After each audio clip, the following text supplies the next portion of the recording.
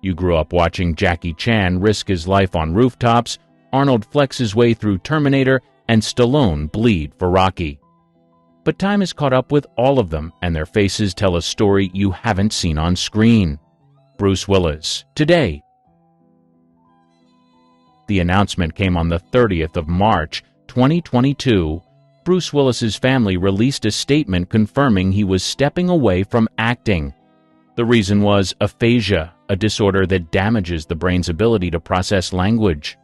Less than a year later, in February 2023, the family followed up with a more serious update. Willis had been diagnosed with frontotemporal dementia. For audiences who had watched him crack jokes and hurl one-liners in Die Hard or Armageddon, the change felt sudden and devastating. The truth was, hints had been showing for years. On the sets of his final films, directors and crew quietly adjusted. Scripts were cut down to only a few lines. Dialogue was fed through earpieces so he could respond without memorizing pages. In Hard Kill, 2020, and other late releases, Willis often appeared for just a few scattered minutes, edited into the movie in short bursts. At the time, critics slammed those films as lazy or disjointed. Once the medical news was out, the picture became clearer. From that point, his family controlled the story. Emma Hemming Willis, his wife, became a steady voice on Instagram. His daughters Rumor, Scout, and Tallulah shared photos too. They showed Bruce in his Los Angeles home, sometimes in the yard, sometimes around the table, usually with family close by. His frame looked thinner, his once confident expression softened, but the affection in those posts reminded fans he was still present and surrounded by love.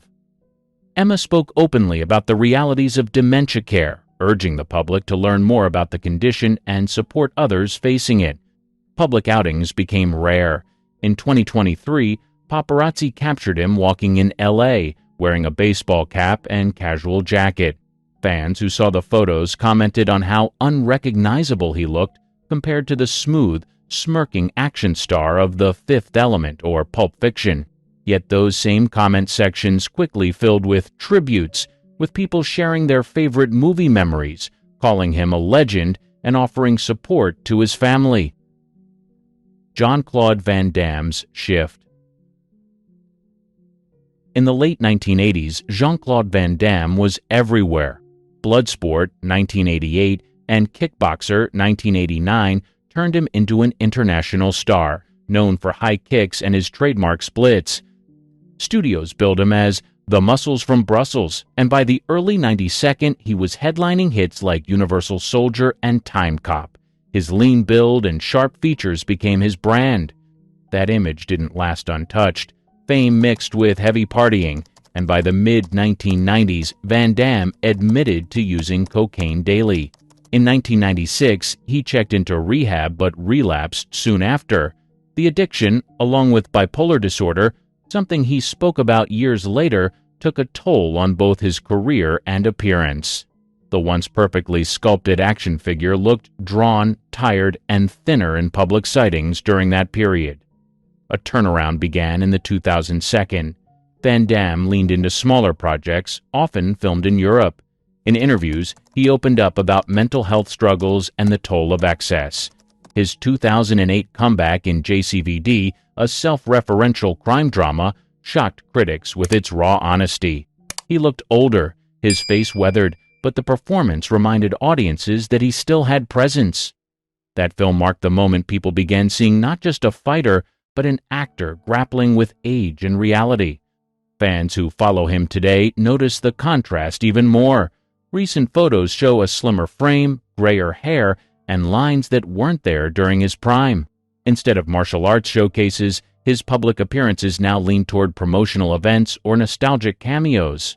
In 2021, he starred in The Last Mercenary on Netflix, where viewers immediately compared his current look to his 1990s peak. The once bulked-up fighter now appeared wiry, with age visibly etched across his features.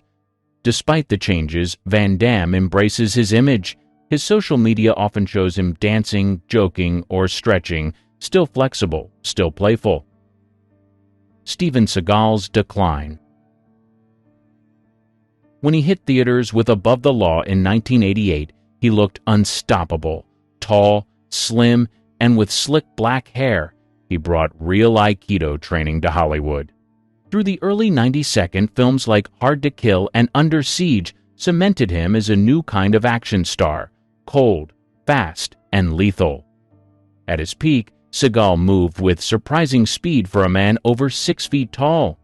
The image began to crack in the late 92nd, box office numbers dropped, and his look changed quickly. He gained weight, his movements slowed, and his signature ponytail became a visual reminder of how different he looked from his breakout days. By the 2002nd, most of his films were going straight to DVD, with critics pointing out how stiff his action scenes had become. Fight sequences were often edited around him rather than driven by his skill. Off-screen choices shaped his appearance as much as time. He launched a blues music career, complete with wide-brimmed hats and tinted glasses. Instead of lean martial arts outfits, Seagal now appeared in loose robes or embroidered jackets. Public sightings in the mid-2000s second shocked fans who remembered the lean Aikido master. His face had grown heavier, his jawline softer, and his on-screen presence carried none of the quickness of Under Siege. In the 2010 second, Seagal became more associated with politics than action. He was granted Russian citizenship by Vladimir Putin in 2016 and was later appointed as a special envoy to improve U.S.-Russia relations. Official photos from Moscow events showed a stockier figure, often in oversized clothing that emphasized how far he had moved from his action star physique. Today, Seagal's look is nearly unrecognizable compared to the man who once broke arms on screen with speed and precision. His hair, now clearly dyed jet black, contrasts with his aged features. Public appearances show him walking slower, often surrounded by handlers, his once sleek image replaced by a bulkier silhouette. Dolph Lundgren's recovery. He made his name in 1985 as Ivan Drago in Rocky IV. Blonde, muscular, and standing at 6'5", he looked like the perfect movie villain. His cold line, "If he dies, he dies," turned him into a pop culture icon. For years after, he stayed in shape, starring in films like Masters of the Universe, 1987, and Universal Soldier, 1992, where his physique matched the roles. Decades later, Lundgren's life took a serious turn. In 2015, doctors found kidney cancer. It spread to his lungs, spine, and stomach over the next few years. He kept the diagnosis private while still filming projects, but in May 2023, he revealed it publicly during an interview. He admitted doctors had given him only a short time to live, though later treatments, including surgery in 2020, helped him fight it off.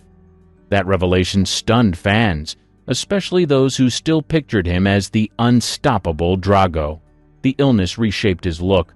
Photos from red carpets in 2018 and 2019 showed him slimmer, his face more lined, and his once bulked frame reduced. By the time he appeared at events in 2022, the change was clear. The square-jawed powerhouse of the 82nd now looked older, leaner, and marked by the toll of years of treatment. Even so, he carried himself with calm confidence, often smiling for cameras beside his fiancée, Emma Krochtal. Despite health struggles, he kept acting. In Aquaman 2018 and its 2023 sequel, Lundgren appeared as King Nereus, this time with long gray hair and a regal costume. Fans immediately noticed the difference compared to his younger screen days. Instead of a giant fighter, he now fit roles as elder statesmen or mentors, a natural shift given his age and condition. Public reaction has been supportive. Online, fans share side-by-side images of him as Drago and his modern appearances, often commenting on how much he's endured. His openness about cancer treatments and survival has turned him into more than a movie star. He's become a figure of resilience. While Dolph Lundgren no longer looks like the chiseled villain from Rocky IV, his current image reflects survival, honesty, and the strength to keep going. Chuck Norris, now. For decades, he symbolized toughness. From his martial arts battles with Bruce Lee in Way of the Dragon, 1972, to his long run on Walker, Texas Ranger in the 1990s, his image was built on roundhouse kicks and a stone-faced stare. By the time the internet boom arrived in the 2002, Norris jokes turned him into a meme legend. That larger-than-life persona made his later public appearances even more striking. Norris officially retired from acting in 2012, citing his wife's health issues. He shifted away from Hollywood, focusing on family, faith, and business ventures. In interviews, he made it clear he didn't miss the grind of long shoots or stunt-heavy scenes. Since then, fans who spot him at charity events or rare public outings have seen a softer version of the man who once fought villains on television every week. The physical difference is noticeable. Photos from the mid-2010 showed him still carrying the muscular build he maintained through martial arts training. By 2020, newer images revealed a slimmer frame, his beard almost entirely white and deep lines across his face. At 80+, his once fiery red hair is gone, replaced by a dignified silver look. Where fans once expected him in cowboy boots and a badge, he now appears in casual shirts and jeans, looking more like a retired grandfather than an action star. He hasn't disappeared completely. Norris continues to appear in promotional campaigns, usually tied to his martial arts, schools, or fitness products. He also supports veteran and law enforcement charities, often photographed at events shaking hands and posing for group shots. Those images draw attention online, with fans quick to comment on how different he looks compared to his Walker days. The contrast is sharpest when side-by-side photos circulate. The man who once filmed choreographed fight scenes in dusty Texas backlots now moves more slowly, his age visible in every feature. Still, his name carries weight. Every new picture or public video quickly spreads across fan pages, where the jokes and admiration return together. Jackie Chan's aging grace. His career exploded in the 1980s with Police Story and Project A. Unlike Hollywood action stars, he insisted on doing his own stunts, breaking bones and risking his life on camera. By the 1990s, with hits like Rumble in the Bronx and Rush Hour, he was one of the biggest international stars in the world. His youthful energy and comic timing set him apart, and audiences grew used to seeing him bounce back from dangerous falls. Time, however, leaves its mark. Jackie has admitted in interviews that he's broken nearly every bone in his body. By the late 2002, fans began noticing a shift. His movements slowed, the stunts became less extreme, and action scenes relied more on editing than pure athleticism. Even then, he continued to push himself, just at a different pace. Photos from recent years highlight the changes. His once jet black hair is now salt and pepper, sometimes dyed darker for roles, but often left natural in public appearances. Deep lines shape his face, a reminder of decades of punishing stunts. His frame is slimmed down, and he carries himself with less bounce than during the days of Drunken Master. At premieres, he favors simple suits and traditional Chinese jackets instead of the flashy costumes of his film sets. Still, Jackie hasn't faded from view. He continues to work, with roles in films like The Foreigner, 2017, and Ride On, 2023. In those movies, audiences saw a different side of him, less physical comedy, more emotional depth. The shift was striking for longtime fans, who were used to slapstick fights and quick recoveries. Now, his on-screen image reflects age and wisdom rather than reckless daring. Off-screen, Jackie invests his time in philanthropy. He's donated millions to disaster relief, education, and medical research. Social media posts often show him at charity events or recording messages of encouragement. The playful smile is still there, but it sits on a face that clearly shows the years. Fans respond with respect. Every new image sparks comments about how much he's aged, but also how much he's given. Arnold Schwarzenegger today. He entered Hollywood in 1982 with Conan the Barbarian, but it was The Terminator, 1984, that locked in his legend. Through the 1980s and 92nd, his massive frame and Austrian accent made him the face of blockbusters like Predator, Total Recall, and True Lies. At his peak, he weighed over 230 pounds of solid muscle, a physique carried over from his days as a 7-time Mr. Olympia. By the 2002, his focus shifted. Schwarzenegger was elected governor of California in 2003 and served 2 terms.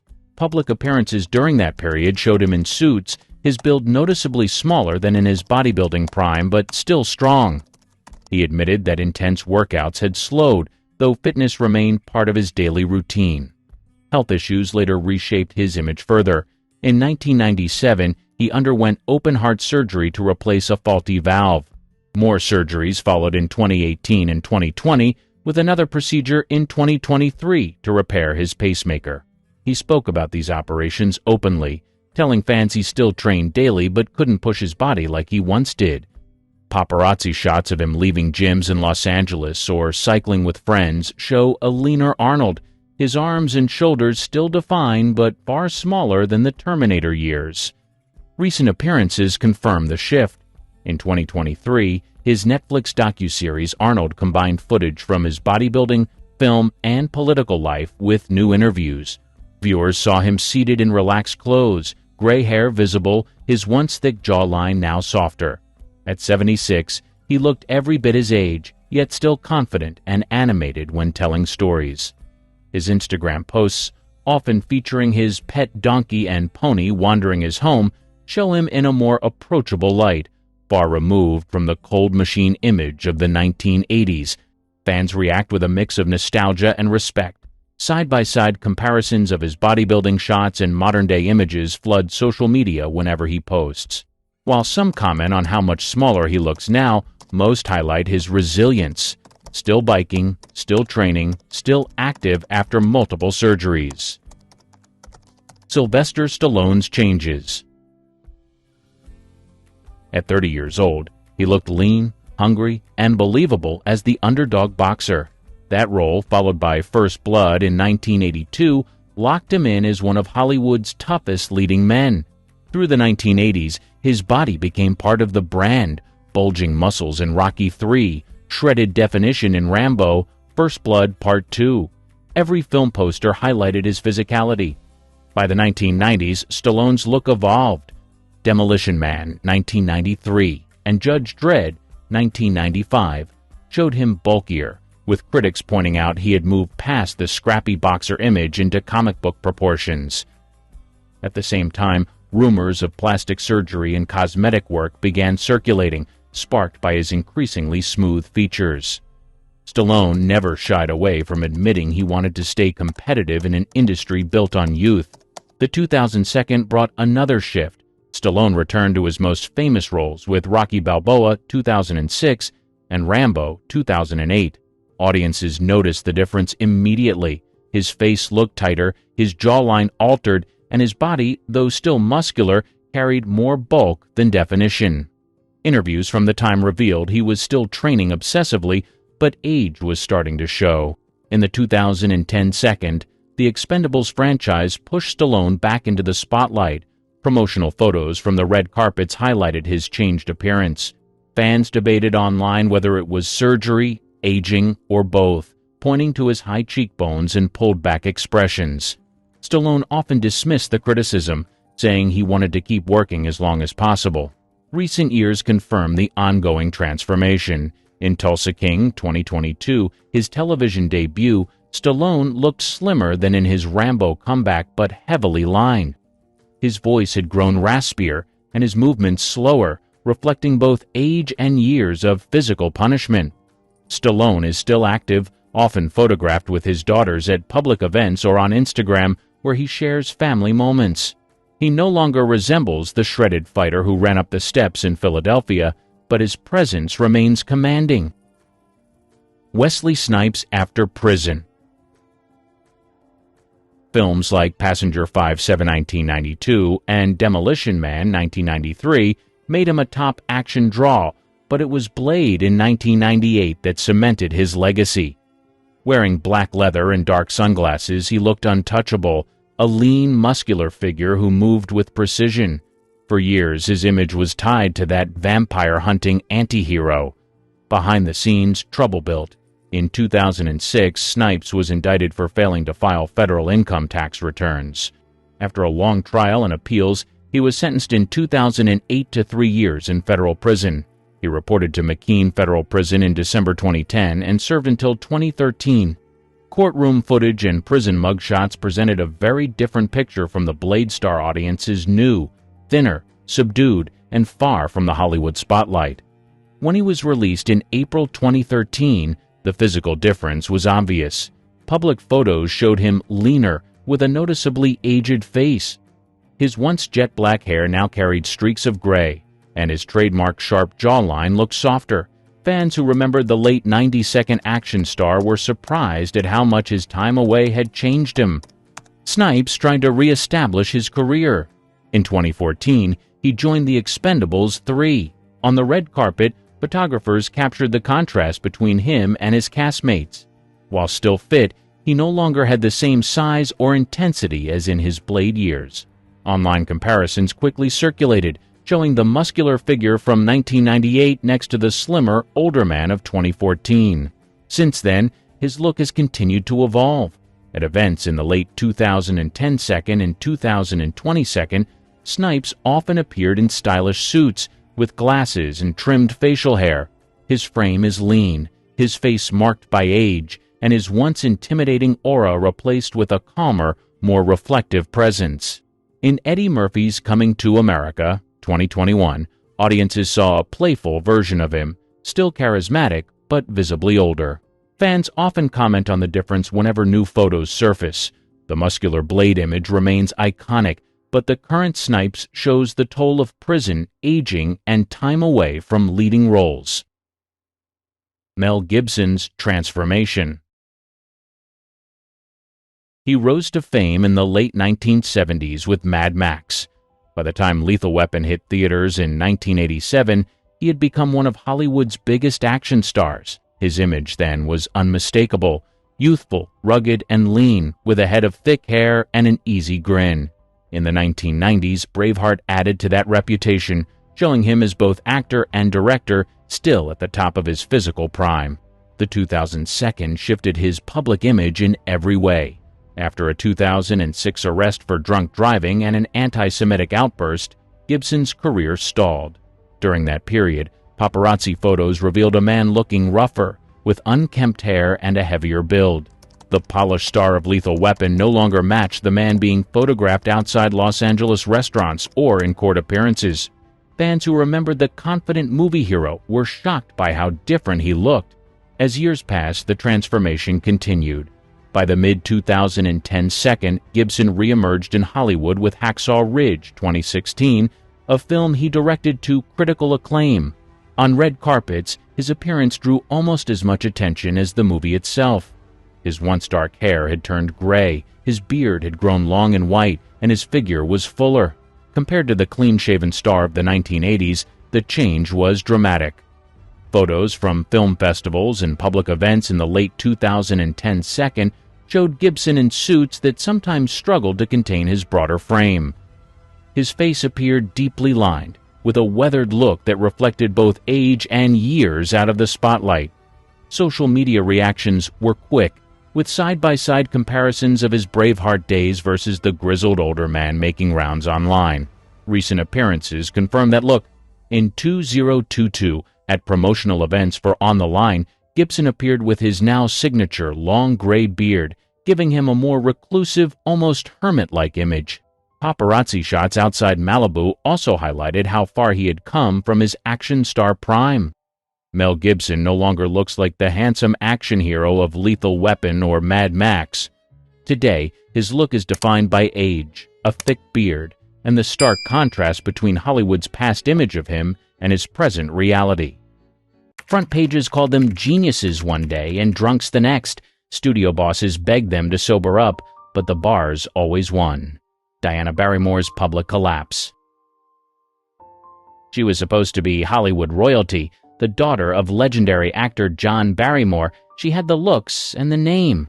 Universal signed her in the early 1940s and promoted her as the new glamour girl. Magazine covers praised her, studios hyped her, and audiences were curious. But Diana inherited more than fame. She also inherited her father's taste for alcohol. By her early 20s, the drinking was already a problem. Friends recalled her showing up late to rehearsals, unsteady and slurring. Universal tried to protect their new star, but word spread. She partied more than she worked. Hotel managers remembered her throwing wild bashes that ended with broken furniture and complaints from neighbors. On set, she struggled. Co-stars said she often needed retakes, unable to focus through hangovers. Studios tried to pair her with big names, hoping it would hide her weaknesses. Instead, her reputation grew worse. By the mid-1940s, Diana's career was slipping, but her drinking was speeding up. The tabloids loved it. Headlines about her drunken escapades sold papers. She was arrested more than once for public intoxication and disorderly conduct. Each arrest chipped away at her image. In 1947, she married actor Robert Wilcox, himself a heavy drinker. Their fights, fueled by alcohol, were loud and public. Neighbors recalled screaming matches that ended with police being called. She divorced, remarried, and divorced again. Each marriage was marked by the same problem: alcohol. By the 1950s, she was broke, her Hollywood career long gone. She tried stage acting, but her behavior made her unreliable. Theater owners stopped hiring her. In 1957, Diana published her autobiography, Too Much, Too Soon. The book laid everything bare. She admitted to constant drinking, failed marriages, and wasted opportunities. Readers were shocked by her honesty. Hollywood wasn't. By then, nobody was hiring her. Her final years were bleak. She drifted through cheap hotels in New York, drinking heavily and surviving on what little money she had. On the 25th of January, 1960, she was found dead at 38. Reports listed drug and alcohol overdose as the cause. Wallace Reid's tragic collapse. He was billed as the screen's perfect lover. Handsome, athletic, and charming, he seemed unstoppable. Fans filled theaters just to see his smile. But behind the screen, Reid's body was failing. His escape was alcohol, and it mixed with something far worse. In 1919, Reid was injured while filming a train stunt. Studios didn't want to lose their moneymaker. Doctors prescribed morphine so he could keep working. Reid took the shots, but he also leaned on alcohol to dull the constant pain. Soon, he wasn't just medicating, he was dependent. Friends recalled him drinking before takes, during breaks, and after the cameras stopped. By 1922, his health was impossible to hide. He collapsed more than once on set. His skin turned pale, his body thin. He entered sanitariums where doctors tried to wean him off. Reporters camped outside, desperate for details. Hollywood's golden boy had become Hollywood's hidden shame. His wife, Dorothy Davenport, fought to save him. She stood by his side as he moved between hospitals, still battling both the bottle and the needle. Friends described Reid shaking with withdrawal, begging for relief. He promised to quit, but the cravings never stopped. Alcohol remained his crutch. On the 18th of January, 1923, Reid died at just 31 years old. The official cause was complications from his morphine addiction, but everyone knew alcohol helped speed the decline. His death shocked fans who couldn't believe their matinee idol was gone. Dorothy turned her grief into a campaign. She toured the country warning about the dangers of drugs and drink, calling her late husband the industry's first cautionary tale. Frances Farmer's drunken outbursts. Police blotters told part of her story. By the early 1940s, Frances Farmer's name appeared in headlines not for her acting, but for her drinking and the chaos that came with it. She had been one of Hollywood's most promising actresses, praised for her raw performances and rebellious independence. But alcohol turned her reputation from bold to dangerous. Farmer never fit the mold of a studio starlet. She resisted publicity stunts, clashed with executives, and sought challenging roles. Off-screen, she drank heavily. Friends recalled nights when she could outdrink everyone at the table, then stumble out looking for another bar. That defiance, combined with alcohol, became combustible. In October 1942, she was arrested for driving drunk in Santa Monica. Months later, another arrest followed, this time for public intoxication and disorderly conduct. When police tried to restrain her, she fought back. Court records describe her yelling at officers, kicking at furniture, and refusing to cooperate. Newspapers turned it into a spectacle, painting her as Hollywood's bad girl. Her career quickly unraveled. Studios that once called her a rising star dropped her. By 1943, she was in court again after a drunken fight at a hotel. A judge declared her unstable and she was committed to psychiatric institutions. Alcohol wasn't the only factor. Mental health struggles were also present, but heavy drinking made every outburst worse. Farmer's time in institutions became the darkest chapter. Reports and later accounts suggest she was treated harshly, even abusively. Biographers note that her alcoholism was cited repeatedly in medical records as part of her decline. She was released only to be arrested again for drunken behavior. The cycle repeated through the 1940s. In later years, Farmer tried comebacks on stage and television, but interviews showed the toll. Her face was hardened, her voice raspy. She admitted she still drank, though never as openly as before. Directors rarely took the risk of hiring her. On the 1st of August, 1970, Frances Farmer died of esophageal cancer at 56. Heavy drinking had scarred her health long before the disease finished the job. William Holden's lonely end. He was one of the biggest stars of the 1950s. He won an Oscar for Stalag 17, 1953, and became a leading man in classics like Sunset Boulevard and The Bridge on the River Kwai. He had the looks, the voice, and the charisma. What he also had was a drinking problem that grew worse as the years went by. Holden drank through much of his career. On sets, co-stars recalled him sneaking liquor into his trailer. By the 1960s, it wasn't a secret anymore. His face looked bloated, his speech sometimes slurred. Producers grew frustrated with his tardiness and mood swings. Interviews made it even clearer. He often appeared tipsy on television, laughing too loudly, answering questions with glassy eyes. He admitted his problem, but he couldn't stop. Friends described him as a man who could drink all night, sleep a few hours, then start again. His marriages collapsed under the weight of it. His long relationship with actress Stephanie Powers was marked by concern over his drinking, but Holden brushed off warnings. The 1970s deepened his dependence. While filming The Towering Inferno, 1974, crew members noted his exhaustion and short temper, often fueled by hangovers. He spent more time at bars than on set, but his reputation as a seasoned actor kept him employed. Hollywood had learned to look the other way. Holden's health began to decline. His liver was damaged and doctors urged him to quit. He didn't. By the early 1980s, his drinking sessions stretched late into the night, often alone. He preferred isolation, keeping company with a bottle more than with people. On the 12th of November, 1981, his lifestyle caught up to him. Alone in his Santa Monica apartment, Holden fell and struck his head on a table while intoxicated. The cut wasn't fatal by itself, but he never called for help. He bled out slowly, undiscovered for days. He was 63 years old.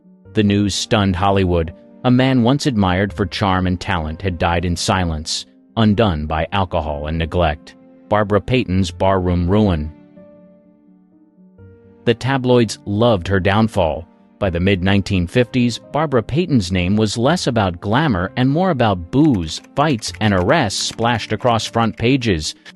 Just a few years earlier, she had been one of Hollywood's rising stars, acting opposite James Cagney in Kiss Tomorrow, Goodbye, 1950, and Gregory Peck in Only the Valiant, 1951.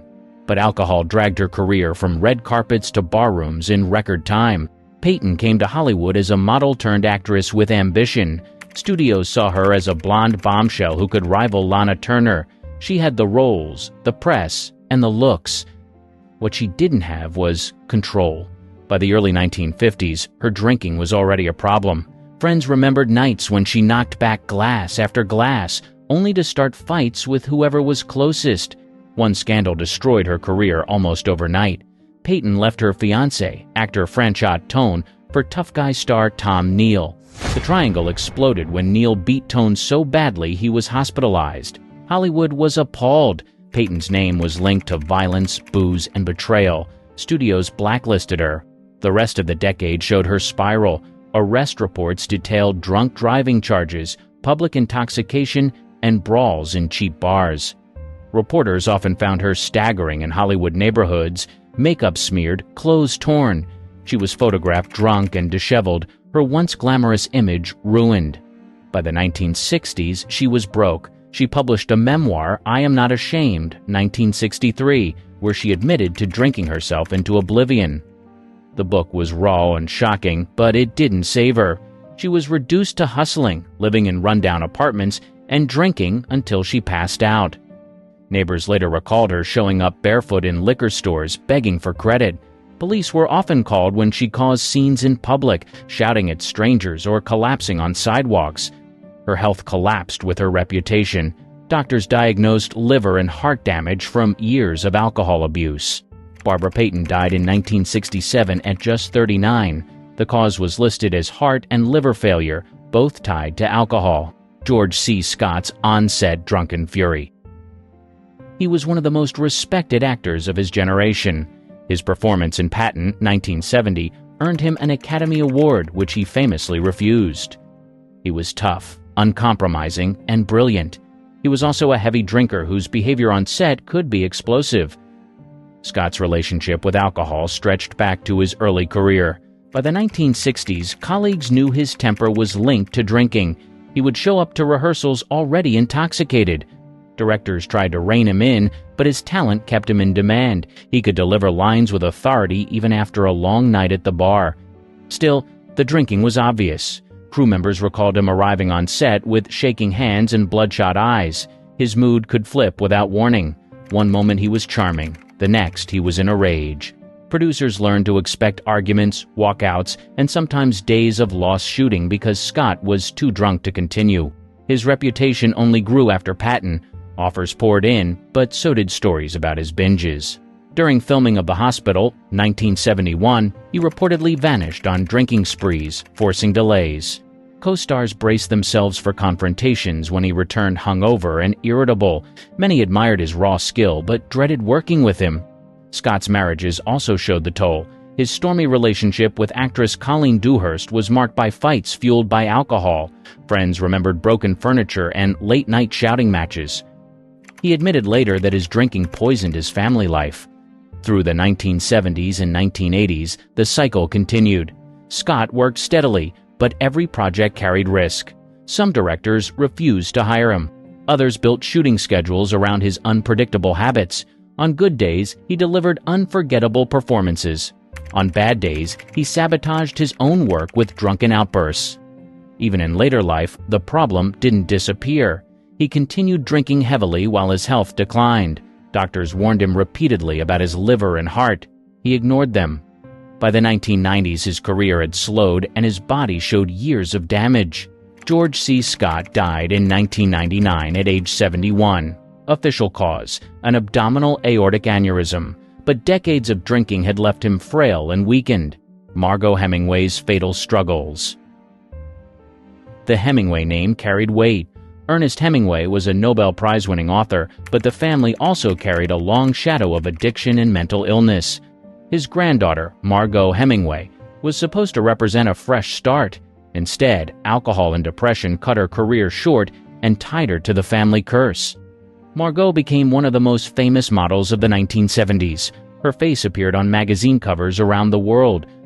She signed a $1 million contract with Fabergé, one of the biggest modeling deals of its time. Hollywood came calling, and she starred in Lipstick, 1976, marketed as a crossover star. Behind the glamour, alcohol followed her everywhere. Friends and colleagues recalled her drinking heavily during photo shoots and parties. Vodka was her constant companion. By the 1980s, her career was slipping. Modeling contracts dried up. Acting roles never came. She admitted in interviews that drinking had played a part in her decline. The family history made her struggles worse. Ernest Hemingway had taken his own life in 1961. Other relatives battled addiction and depression. Margaux often said she felt trapped by the family legacy. Alcohol became a way to escape the pressure. Her sister Marielle later described nights when Margaux drank until she passed out, then tried to laugh it off the next morning. By the 1990s, she was broke. She lost her homes and moved into small apartments. Tabloids wrote about her weight gain, her erratic behavior, and her fading looks. She tried rehab more than once, but relapsed every time. Friends said she seemed unable to quit. In July 1996, Margaux Hemingway was found dead in her Santa Monica apartment just days after the 35th anniversary of her grandfather's death. She was 42. The coroner ruled it an overdose of barbiturates.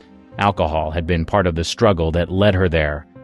In the end, she joined the long list of Hemingways undone by addiction. Dudley Moore's slow decline. He charmed audiences with his quick wit and piano skills. In the 1960s, he was one of Britain's most popular comedians, first gaining fame with Beyond the Fringe. Later, Hollywood made him an international star, but the same role that defined his career also highlighted the problem he couldn't escape: alcohol. In 1981, Moore starred in Arthur, playing a spoiled millionaire who was drunk in nearly every scene. The performance won him a Golden Globe and an Academy Award nomination. What audiences didn't realize was how close the act was to reality. Moore was drinking heavily off-screen. Friends and colleagues noticed the blurred line between character and lifestyle. Through the 1980s, his career flourished, but so did his reputation for hard drinking. Reporters spotted him leaving restaurants visibly intoxicated. Paparazzi snapped photos of him stumbling on sidewalks or being helped into cars. The tabloids thrived on stories of Moore's drunken escapades, which undercut his image as a lovable comedian. By the early 1990s, the consequences were clear. His once youthful looks faded. His speech sometimes slurred in interviews. Producers grew cautious. On sets, crew members whispered about his drinking. Moore's health took a steep downturn. What many assumed was just alcoholism, however, turned out to be more complicated. Doctors diagnosed him with progressive supranuclear palsy, PSP, a rare degenerative disease. But before the diagnosis became public, the symptoms were mistaken for drunkenness. His staggering walk, slurred speech, and clumsy movements led tabloids to report that Moore was constantly drunk. In truth, he was battling both illness and alcohol. The decline was cruel. Moore gave rambling television appearances, which viewers dismissed as drunken behavior. He was often humiliated in the press. Friends tried to protect him, but he struggled to manage the disease while still leaning on alcohol for relief. By the mid-1990s, his condition worsened. He left Hollywood and retreated into private care. In his final years, Moore was wheelchair-bound and unable to perform. He died in 2002 at age 66. Veronica Lake's final years. Once, she was the most copied woman in America. Veronica Lake's peekaboo hairstyle made her a 1940s icon, splashed across movie posters and fashion magazines, but the fame didn't last. By the 1950s, she wasn't known for glamour anymore. She was known for drinking. Lake rose fast in Hollywood. She starred in hits like This Gun for Hire, 1942, The Glass Key, 1942, and Sullivan's Travels, 1941.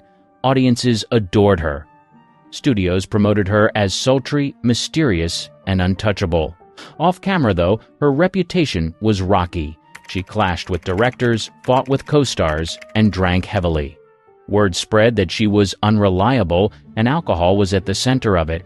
Her career faltered after World War II. Paramount dropped her in 1948, citing her difficult behavior and fading box office. Without the studio system shielding her, Lake's habits became impossible to hide. She drank openly at bars in Los Angeles and New York. Paparazzi and gossip columnists reported on her binges, showing a star who had lost her shine. By the 1950s and 1960s, Lake's fall was complete. She was broke, divorced multiple times, and often homeless. At one point, she worked as a cocktail waitress and hotel maid in Manhattan, trying to survive while still drinking. Customers were stunned to see a former Hollywood star serving drinks while barely keeping herself together. Lake admitted her alcoholism in interviews. In her 1970 memoir Veronica, she wrote about how drinking destroyed her reputation and her health. She said bluntly, "I was a victim of myself." By then, her body was frail. Veronica Lake died in 1973 at just 50 years old in Vermont. Doctors listed acute hepatitis and renal failure as the causes, both tied to years of drinking. Ben Affleck's public struggles. He rose to fame in the late 1990s with Good Will Hunting, Armageddon, and Shakespeare in Love. He won an Academy Award for screenwriting at just 25. He had the career, the looks, and the star power, but like many before him, alcohol became the shadow he could not shake. Affleck has said his drinking began in his teens, long before Hollywood. By the early 2000s, it was part of his lifestyle. He checked into rehab in 2001, telling friends he wanted to get ahead of the problem. For a while, it seemed under control. His career surged with directing success in Gone Baby Gone and Argo, which won Best Picture in 2013. Publicly, he looked like a comeback story. Privately, alcohol was still there. In 2017, Affleck admitted in a Facebook post that he had completed treatment again. He wrote that he wanted to be the best father I can be and thanked his family for support. That honesty drew sympathy. But within 2 years, another relapse made headlines. In 2019, paparazzi captured him stumbling outside a Halloween party in Los Angeles, visibly drunk. The footage went viral. Affleck later told reporters, "It happens, it was a slip." His struggles didn't end there. In 2020, he gave a rare, candid interview to the New York Times. He admitted drinking had wrecked his marriage to Jennifer Garner and called it the biggest regret of my life. Garner had staged interventions, driven him to rehab, and supported him through recovery. But Affleck kept falling back. Even while promoting films, his drinking often followed him. Paparazzi caught him at casinos late at night, escorted out after gambling binges. Photos of him looking exhausted, coffee in hand, became tabloid staples. Unlike stars of old Hollywood, his addiction played out under constant cameras. Every slip was broadcast worldwide. Affleck has continued to work, starring in The Way Back 2020, a story about a former basketball player battling alcoholism. The role mirrored his own struggles. He called filming it cathartic, admitting he poured his life into the performance. Ben Affleck's fight with alcohol is still ongoing. Unlike others on this list, his story is not finished. The year was 1943. A film sat locked in vaults too scandalous for theaters. At the center, a woman lying in hay rewriting what was allowed on screen. This wasn't Monroe or Gardner. It was Jane Russell, and her story only gets wilder from here. The bra that launched a legend. The Outlaw wasn't supposed to be a scandal. It was a low-budget Western by Howard Hughes, starring a newcomer named Jane Russell. But Hughes had something bigger in mind. He didn't just want a movie, he wanted shock value. Russell was only 21, with no major roles behind her. Hughes cast her as Rhea McDonald, a sultry saloon girl. During filming, he became obsessed with how her figure appeared on screen. Costumes didn't give him the look he wanted, so he built his own solution, a new kind of bra. Metal rods, wiring, and padding were sewn into a custom design meant to lift her bust unnaturally high. Hughes even filed a patent for it. Jane hated it. "That thing hurt like hell," she said years later. "I threw it in the trash and wore my own." Despite that, Hughes told the press she wore his invention. He wanted the story to spread, and it did. Then came the haystack photo. A publicity still showed Russell reclining in hay, blouse barely holding on. No moviegoers cared about the plot. They wanted to see that image. Theaters received angry letters. Religious groups protested. One censorship board called the photo morally dangerous. The production code refused to approve the movie. Hughes had a plan. He sent fake protest letters to theaters claiming outrage from concerned citizens. It worked. Curious crowds showed up in droves. The limited release in 1943 was chaos. In New York and Los Angeles, people lined up for blocks. In some cities, police were called to manage traffic. Chicago shut the film down mid-run. Jane Russell had barely opened her mouth on screen, but her image was already burned into American culture. The Outlaw didn't make her a star because of her acting. It made her a symbol of everything Hollywood was afraid to show. The full nationwide release didn't happen until 1946. By then, she didn't need it. She was already the most talked about woman in Hollywood. And she had done it without saying a word. Headlines, contracts, and control. After The Outlaw stirred controversy in 1943, Jane Russell's name never left the papers, but behind the headlines, she was caught in a mess of studio politics, lawsuits, and image control. She hadn't asked for any of it.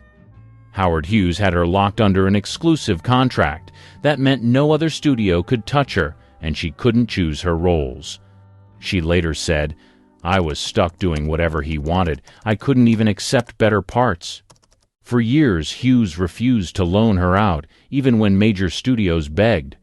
Warner Brothers, MGM, and Paramount all showed interest. Hughes said no. During that time, Jane wasn't making movies. Instead, she was doing press, magazine covers, pin-up shoots, public appearances. It was all meant to keep her famous without ever stepping on set. She became one of the most photographed women in America without releasing a single new film.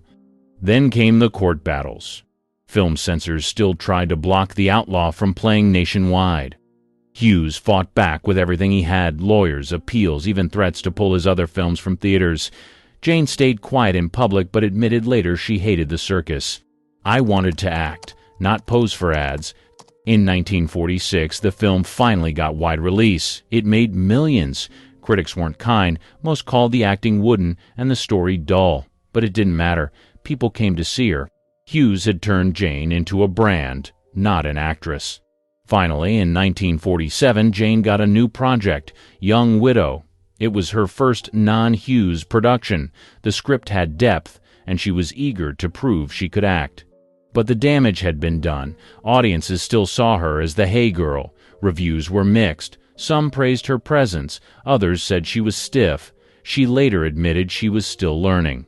Still, she wasn't going away. The public had decided Jane Russell was worth watching, even if no one could agree on why. For better or worse, her image had already outgrown the screen. And Hughes? He still wasn't done pulling the strings. Jane versus Hollywood. By 1948, Jane Russell was trapped between fame and frustration. She was known everywhere, but barely working. Hughes continued to control her roles and turn down outside offers. She started to push back. Hughes offered her a part in The Paleface, a comedy western with Bob Hope. Jane didn't think she could do comedy, but she said yes just to get back in front of a camera. It turned out to be a smart move. The film was a hit. Audiences loved her timing, and critics admitted she held her own next to Hope. It was the first time she got to show range. But things weren't smooth behind the scenes. Jane had no power over her career choices. Hughes micromanaged every decision.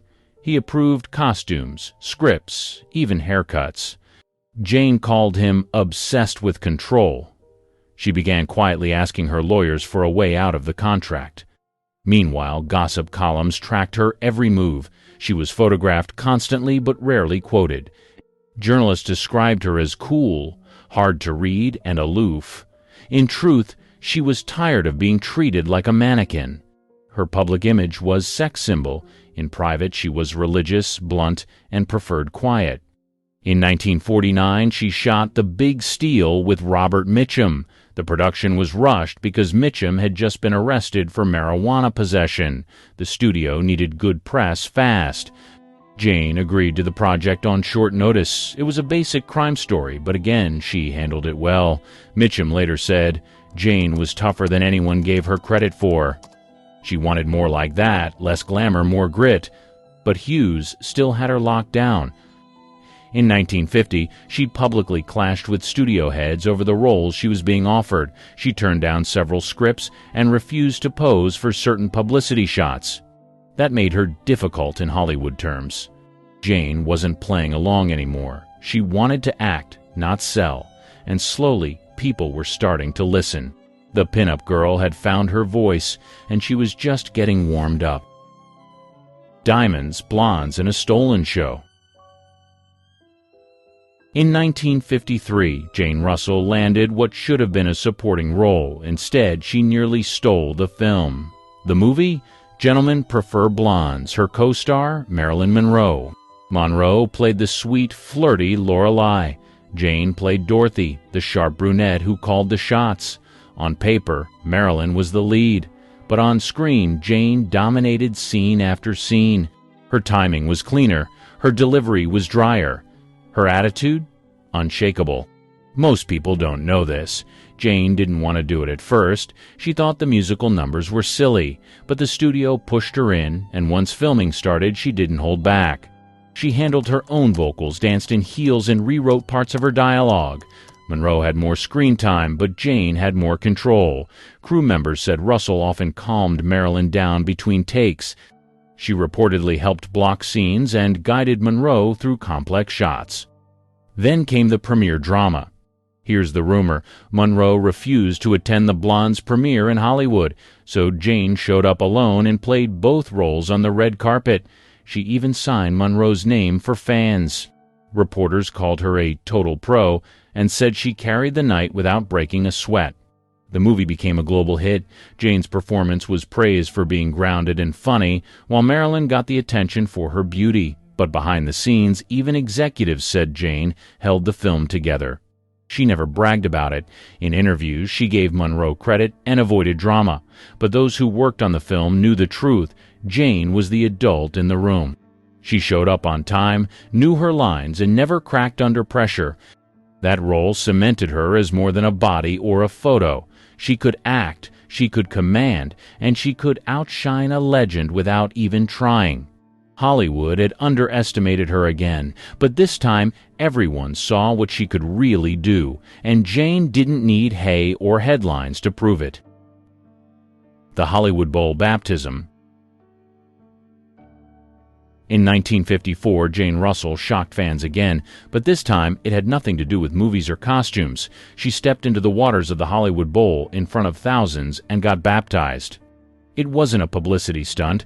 Jane had always kept her faith private. She was raised in a deeply religious home and read the Bible daily. But the tension between her image and her values was growing. After years of posing in tight gowns and playing bombshell roles, she wanted to make a statement. That statement came during a Billy Graham revival event. The massive crowd watched as Jane walked into the water and was fully submerged. It made headlines the next morning. "Movie siren gets saved," one paper wrote. Others called it a mid-career pivot, but Jane didn't care. After that, she became more vocal about her beliefs. She gave interviews criticizing the moral direction of Hollywood. She said too many films celebrated sin and called some of her past work foolish. She even started a group called WAIF, World Adoption International Fund, combining her faith and advocacy. This turn confused people. She was still doing movies and still dressing glamorously, but now she was talking about Jesus on talk shows. Some fans loved it, others tuned out. The industry didn't know how to handle her shift. She didn't back down. In public speeches, she warned young actors to stay grounded and avoid the fast track to ruin. In private, she mentored struggling performers behind the scenes. But not everyone supported her. Some Hollywood insiders mocked her open faith. She was accused of being judgmental and old-fashioned. Producers called her unpredictable. Studios didn't know if she'd promote a film or preach at the premiere. Jane didn't care. She wasn't asking for approval anymore.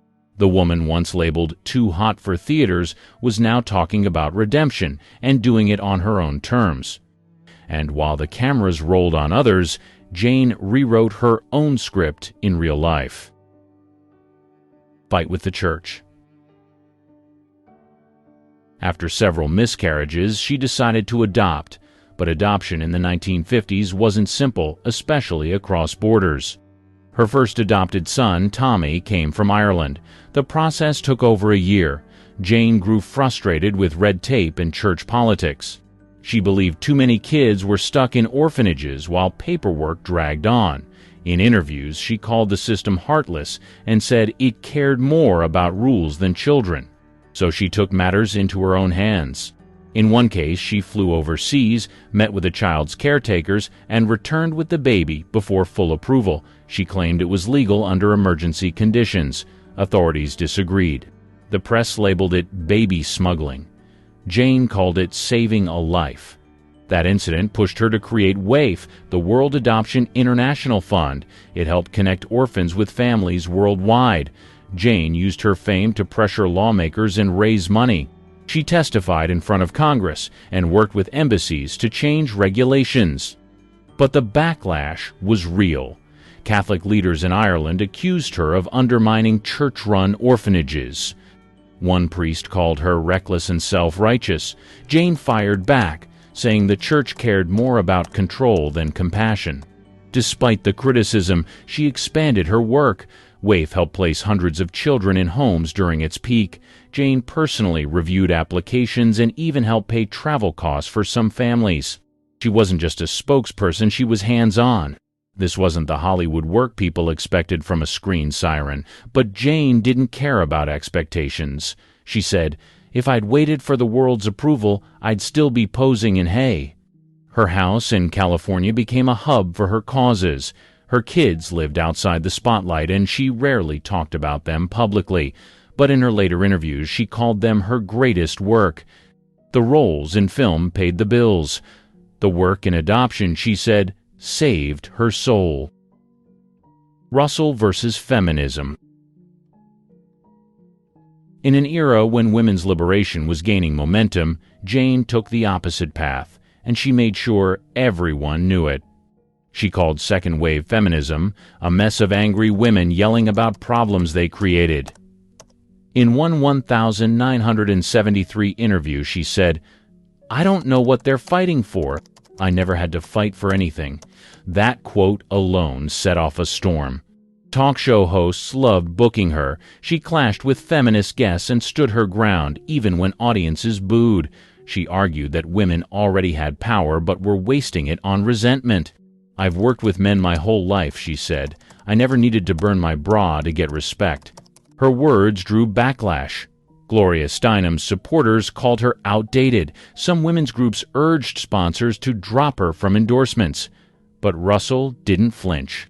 She said modern feminists misunderstood strength. Strength isn't about shouting. It's about knowing who you are. She also attacked Hollywood for portraying women as helpless victims or hypersexualized cliches. Ironically, critics pointed out that her early roles did exactly that. Jane didn't deny it, but said the problem wasn't the image. It was the intention behind it. By this time, she was focused on her religious activism and charity work. But her conservative takes made headlines more than her advocacy. She called Roe v. Wade a mistake and said America needed less therapy and more churches. She wasn't trying to please anyone. The feminist movement saw her as a relic. Her fans saw her as fearless. Either way, she stayed visible. While other actresses her age faded quietly, Jane Russell kept showing up, louder, bolder, and completely unwilling to change. Love her or hate her, she refused to play the part anyone handed her. At 60 and still breaking rules. In the 1980s, most actresses from Jane Russell's era were long retired. Not Jane. At 60, she signed a national ad deal to model Playtex bras. The ads ran on television, in magazines, and in stores across America. Most women her age were expected to disappear from the spotlight, but Jane showed up in full glam, pitching support bras to real women. The tagline, "Does your bra have to show your age?" Jane didn't think so. Critics rolled their eyes. She didn't care. "I wore bras before most of these ad execs were born," she joked in an interview. "I know what works." And she meant it. The campaign was a hit. Sales spiked, especially among older women who saw her as relatable, not ridiculous. But this comeback wasn't just about ads. She started making more public appearances again. Church groups, charity galas, even morning talk shows. She wasn't doing movies, but she wasn't fading away either. She found a way to stay in front of the public without pretending to be younger than she was. And she wasn't afraid to call out ageism. When a reporter asked if she'd consider a comeback film, she replied, "Sure, if they let me play a 60-year-old woman who acts like one." She also joked that it was the first time in her life people cared about her comfort more than her figure. Back then, it was all underwire and pain. Now it's all soft cups and scents. Took long enough. The lingerie campaign made headlines, not for shock, but for surprise. No one expected Jane Russell, the once silent symbol of scandal, to become the face of grown-up confidence. She wasn't trying to seduce anymore. She was trying to relate. And that hit harder than any bombshell act ever could. In a business that tossed women aside after 40, Jane Russell didn't just refuse to disappear. She came back in a bra and reminded the world who she was. And she did it with a wink, not an apology. Outspoken, unfiltered, and unbothered. While most Golden Age stars slipped into quiet retirement, Jane cranked up the volume. She gave interviews that often went viral, at least by pre-internet standards. On one local television segment, she called modern movies trash with sound effects. She criticized rising stars for acting like victims instead of women. One host tried to steer her back to polite conversation. Jane doubled down. She also leaned harder into politics. She identified as a proud conservative, supported prayer in schools, and spoke at several Republican events. She criticized Hollywood's moral decay and said most actors today were spoiled and spineless. These statements didn't win her new fans, but they kept her in the press. In 1999, she made headlines again for all the wrong reasons. She was arrested for driving under the influence in California. Her blood alcohol level was nearly twice the legal limit. At the time, she was in her late 70s. The tabloids pounced. "Busted bombshell," read one headline. She didn't deny it, she didn't spin it, and she definitely didn't apologize in public. Instead, she joked about it later, saying, "At my age, you're lucky to get a story printed about you, even if it's for drinking." Even when called out, she rarely backed down. In one interview, she admitted she didn't believe in political correctness. "I say what I mean, and if you don't like it, turn the channel." No apologies to the end. She passed away in 2011 at the age of 89. True to form, her final years were lived without filters, edits, or apologies. She spent her last decade mostly in Santa Maria, California, staying active in her church and speaking at local events. Neighbors described her as approachable but blunt. If you asked about her past, she'd answer, but she wouldn't sugarcoat it. She didn't do nostalgic interviews. She didn't attend retrospectives. When asked why she skipped award shows or tributes, she said, "I didn't go for applause when I was working. Why would I show up for it now?" In her final interviews, she remained firm in her views.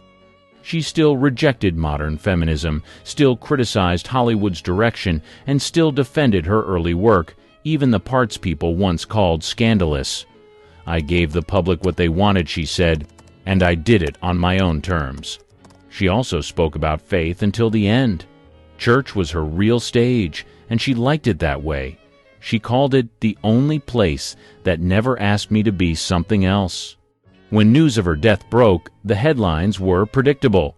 Most focused on the outlaw, the hay photo, and her body. Few highlighted her decades of charity work, her fights with censors, or the fact that she'd outlasted most of her peers. Her family didn't issue a long statement. They said she passed peacefully in her sleep, surrounded by loved ones. No funeral spectacle, no red carpet send-off. And that felt right, because Jane Russell never needed the spotlight. She was the kind of star who took it, then handed it back when she was done. No legacy spin, no last-minute reinvention, just one final act of doing exactly what she always had. Living loud, aging honestly, and refusing to ever play by someone else's script. The Academy Award sits on the mantel. The star on Hollywood Boulevard gleams. But the police reports tell a different story. These aren't rumors. These are court documents, arrest records, and testimony given under oath. The family man who abandoned his first child. Cary Grant's image was perfection itself. Sophisticated, charming, the ultimate gentleman. But court records from 1935 reveal something else entirely. A son he never acknowledged. Eric Leach lived his entire life knowing Cary Grant was his father. Grant knew it too. The blood test confirmed it. The mother, Virginia Cherrill, Grant's first wife, had the documents. But Grant's lawyers made it disappear from public record. The payments were made through intermediaries, never direct, never traceable to the star. Eric grew up in England while his father became Hollywood royalty. They passed each other once at a London hotel in 1962. Grant looked right through him. The check stopped when Eric turned 18. No explanation, no goodbye, just silence. Grant went on to have another daughter, Jennifer, whom he publicly adored. Every magazine ran photos of the doting father. Eric saw them all. When Grant died in 1986, Eric wasn't mentioned in the will, not even as an exclusion. He simply didn't exist in the official record. The perfect gentleman had perfected erasure. The War Hero's Secret Police File. Jimmy Stewart flew bombing missions over Germany, 20 combat missions, real danger, real heroism, but FBI file number 100-138754 tells another story about what happened after the war. Stewart attended communist meetings in 1947, not as an infiltrator, as a participant. The file runs 89 pages, surveillance photos, meeting notes, names of other attendees. J. Edgar Hoover kept it locked in his personal safe. The meetings took place at a house in Laurel Canyon every Tuesday night for 6 months. Stewart's name appears on sign-in sheets recovered during a raid. His handwriting was confirmed by FBI analysts. Then suddenly, it stopped. Stewart became one of Hollywood's most vocal anti-communists. He testified as a friendly witness. He named names. The FBI file suggests a deal was made, cooperation for silence. The file was declassified in 2001. Most pages remain redacted, but Stewart's attendance records are clear. The Boy Scout had a red period, and Hoover owned him because of it. The comedian's assault record. Bob Hope entertained troops, hosted the Oscars, made America laugh, but LAPD case file 1941-7823 contains testimony from 3 different women, the same pattern each time. Private parties at Hope's Toluca Lake estate, young actresses invited for career discussions, drinks that tasted strange, gaps in memory, waking up in guest bedrooms with their clothes disheveled. The first report came in July 1941. A 19-year-old contract player at Paramount. She went to the police the next morning. The case was dropped within 48 hours. The actress's contract was terminated the same week. The second was in September, a dancer from one of Hope's USO shows. She had bruises photographed by police. The photos vanished from evidence. She was transferred to a base in Alaska within days. The third report came from a script supervisor in November. She had kept her torn dress as evidence. The dress disappeared from the police property room. She was blacklisted from every studio in town. Detective Ray Patterson investigated all 3 cases. His notes indicate pressure from above to close them. He was transferred to traffic duty in December 1941. He quit the force 2 months later. Hope's lawyers, Kreisman and Kreisman, handled each case. The women received payments through a Panamanian shell company. The amounts increased with each incident. The silence was purchased. The records were buried. The method actor's missing years. Marlon Brando spent 2 years in a Mexican psychiatric facility. Not for exhaustion, not for method preparation, for violent episodes that Paramount covered up. The medical files from Clinica San Rafael detailed daily restraints, forced medication, electroshock therapy administered twice weekly. This was 1958 to 1960, peak career. The studio told the press he was researching a role. 3 people were hospitalized because of Brando before his commitment, a makeup artist with a fractured eye socket, a script supervisor with a dislocated shoulder, a young male assistant who never spoke about what happened in Brando's trailer. Dr. Ernst Zimmerman treated Brando in Mexico. His notes describe explosive violent episodes followed by complete amnesia. The triggers were seemingly random. A word, a smell, a particular angle of light. Paramount paid for everything through a subsidiary called Continental Artists Management. The checks were coded as location scouting expenses, 23 months of treatment hidden in production budgets. Brando returned to Hollywood in late 1960. He filmed The Fugitive Kind immediately. No one asked questions. The violence stopped. But Zimmerman's final notes include a warning, condition dormant, not cured. The All-American's Deadly DUI. Henry Fonda was America's moral compass on screen. 12 Angry Men, The Grapes of Wrath, Young Mr. Lincoln. But California Highway Patrol Report 1955-4429 documents a different man entirely. The 3rd of December, 1955. Pacific Coast Highway. Fonda's Jaguar crossed the center line at 73 miles per hour. The other car had no chance. Maria Santos, 34, died on impact. Her daughter Carmen, 8, died at the hospital. Fonda's blood alcohol was .18, more than double the legal limit. The responding officer noted strong odor of alcohol and unable to stand without assistance. The test was administered 3 hours after the crash. The victims were undocumented immigrants, no extended family in the country, no one to ask questions. Fonda's lawyer arrived before the ambulance. The settlement was reached before the bodies were cold. $20,000 to a cousin in Tijuana, the only relative they could find. Fonda was never charged. The incident report was misfiled. The local paper ran nothing. The highway patrol officer was promoted to a desk job in Sacramento. Fonda never drove again. His publicist said he developed night blindness. His drivers knew the real reason. The guilt manifested in his hands. They shook whenever he sat in a car, even as a passenger. The dance legend's prescription mill. Gene Kelly could dance on rain-slick streets, but DEA File 71-8823 reveals he ran an illegal prescription network that killed at least 3 people. Dr. Harold Rosen was Kelly's personal physician. Together, they created a system. Fake patient names, multiple pharmacies. Prescriptions written for dead people whose identities were stolen from cemetery records. The pills went to struggling dancers and actors Kelly claimed he was helping. Benzedrine to stay thin, Nembutal to sleep, Dilaudid for the pain of endless rehearsals. Kelly took a cut of every prescription. Sandra Mills, 22, died in her North Hollywood apartment.